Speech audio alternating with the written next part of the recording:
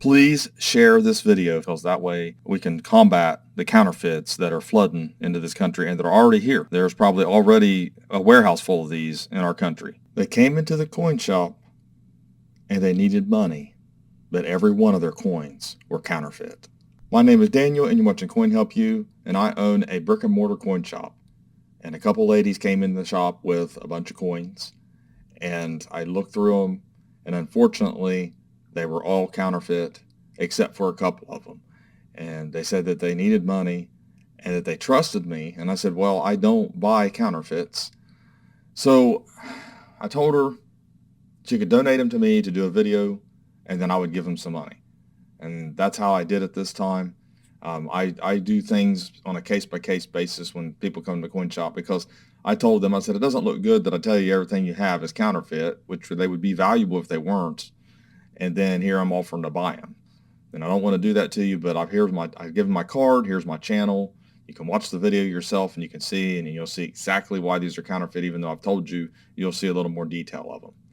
So anyways, let's take a look at these coins and what I'm talking about. So first things first, this is an Abraham Lincoln 1809 to 1865 commemorative golden coin. It's not even a U.S. coin at all. It's just one of those metals that was minted by a private mint, put in a holder like this. It's actually more of a replica of a golden dollar is what it is. And they're not really worth anything. I mean, maybe someone would pay $5 or $10 for it, but it's just something that you have to, it's not in very good condition, but it's just something that you have to put up at auction or send to, or put it in a box of just miscellaneous and let it go at auction. Now, this is the thing. What do you do when you don't have a ping app, when you can't weigh your coin, when you can't get a sigma on it, when you don't have a slide, you have no way of testing your coin whatsoever, and you're at either a flea market or a garage sale, or you just inherited some coins and had them back waiting for a time when you needed the money? And that happens a lot, and that's what happened in this situation. So you need to know what is fake and what's not, what is authentic and what is not. Now, I'm going to tell you this. You need to know by the design details, not just by weighing it and ping apping it and all that. Because every one of these are counterfeit, except for this one. This is what they call a tribute proof. Sometimes they're plated in silver, sometimes they're silver. I don't, unless it's got the COA with it or anything, or it's not marked, we don't buy it as silver. This is kind of a cool little item. It has CC on the back, but it's not a $20. It's too small. That's obvious. But the bottom line is that these have that gray luster, all of them. And they're dates and mints that don't exist for that coin type. Some of them. Now, there's a couple of them that will, and we'll talk about those. You need to know what's fake and what's not and what's counterfeit. You need to know by the design details. You need to know by the strike. You need to know, and I know it sounds hard to imagine. I know that sounds like a lot of detail for someone who's new, but if you look at this right here, this is a Marines commemorative. Do you honestly think that looks real? They didn't know.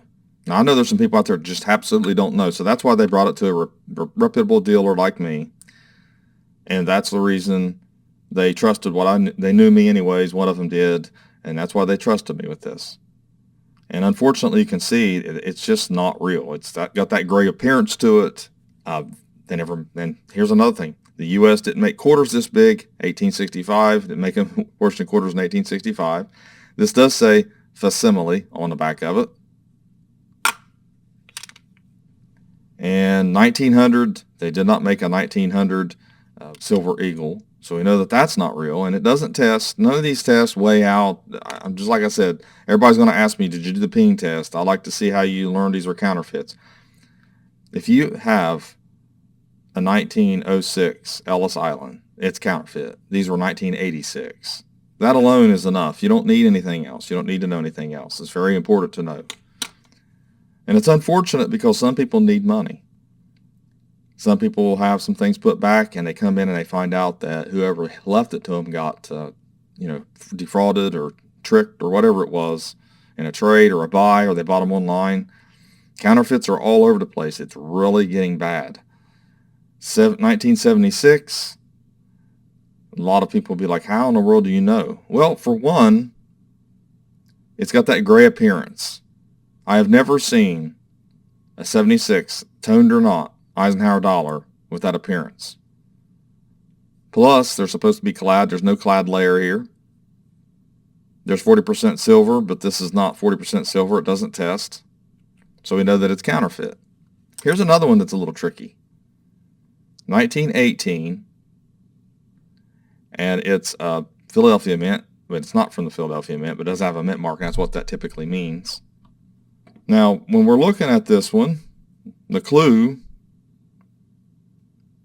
should be the shape of the date and the letters. It's off. Plus, it doesn't test silver. It doesn't weigh right. Now, these were all tested. You see up there, I'll show you by the T, just above the T. You can see some weird, it's like a grainy, bubbly. That is something you see on counterfeits all the time. And you can see kind of a graininess to the surface. It's just not a very good counterfeit. Same thing with this, and that's just not real. I mean, it's supposed to be a mercury dime, but that's not even close. It's really bad. It's too big too. It's not a $20 either. This one is imitating a 2023. Supposed to be, it says half ounce gold.